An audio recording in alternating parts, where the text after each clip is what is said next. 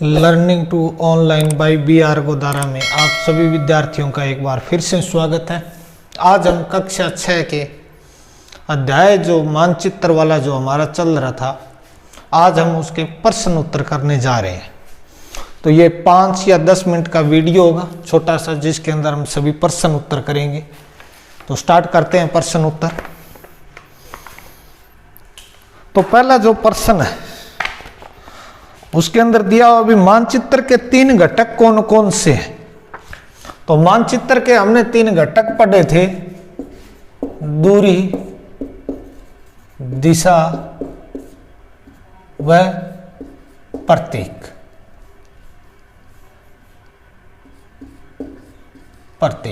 ये क्या है, मानचित्र के 3 घटक है। उसके बाद में दूसरा जो प्रश्न है वो प्रधान दिक् बिंदु कौन कौन से, प्रधान दिक् बिंदु कौन कौन से। ये दिशाओं वाला है, जिसके अंदर बताया गया है उत्तर, दक्षिण, पूर्व,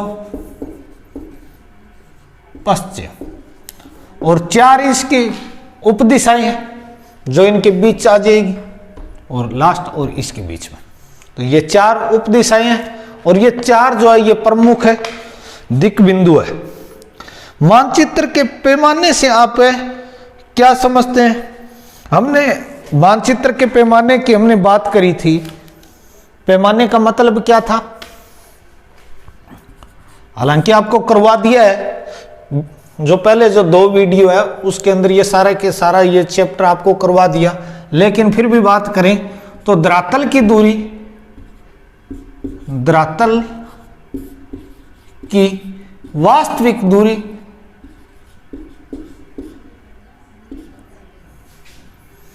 वह मानचित्र पर दूरी के अनुपात को हम क्या कहते हैं?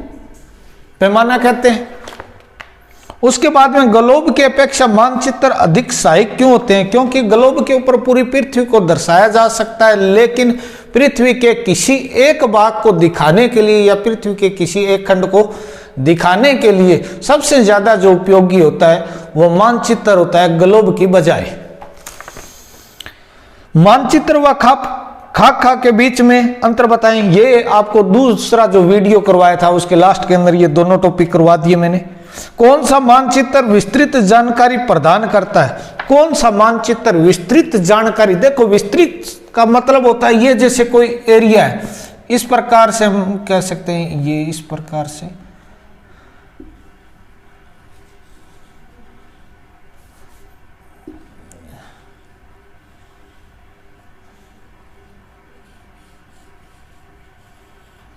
इस प्रकार से, जैसे ये हिंदुस्तान का मैप है।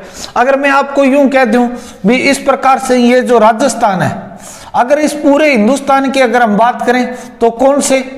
तो लघु जो मानचित्र है, लघु या छोटे मानचित्र जिसको हम कहेंगे, छोटे मानचित्र, ये क्या हो जाएगा? छोटे मानचित्र हो जाएगा पूरे के पूरे देश के अंदर।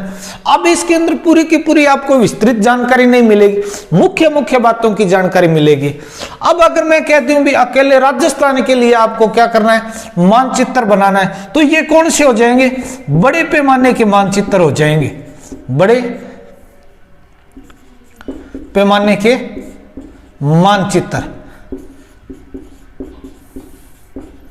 मानचित्र।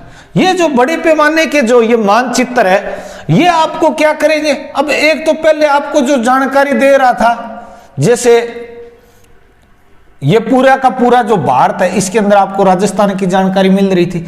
एक अब अकेले की आपको राजस्थान के अंदर जानकारी मिल रही है, तो जानकारी किसके अंदर ज्यादा होगी? तो जो अकेले के अंदर जो राजस्थान के बारे में जो बता रहा है, तो वो कौन से मानचित्र बताते हैं? बड़े पैमाने के मानचित्र जो होते हैं उनके अंदर जो जानकारी जो होती है वो विस्तृत होती है।